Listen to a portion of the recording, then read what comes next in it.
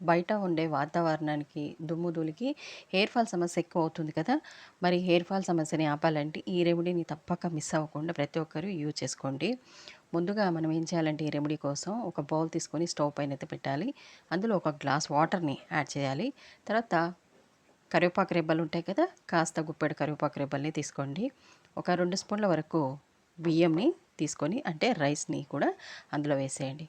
కొద్దిగా ఒక స్పూన్ వరకు కాఫీ పౌడరు, తర్వాత ఫ్రెష్ అలోవెరాని ముక్కలు ముక్కలుగా చిన్న చిన్న ముక్కలుగా కట్ చేసి ఇందులో వేసి ఈ వాటర్‌ని బాగా మరిగించండి.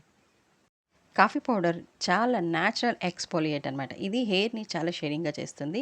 అలాగే ఇక్కడ రైస్ కూడా వేసుకున్నాం కదా! రైసు హెయిర్‌ని ప్రమోట్ చేయడానికి బాగా హెల్ప్ అవుతుంది. కరివేపాకు కూడా చాలా హెల్ప్ చేస్తుందనమాట.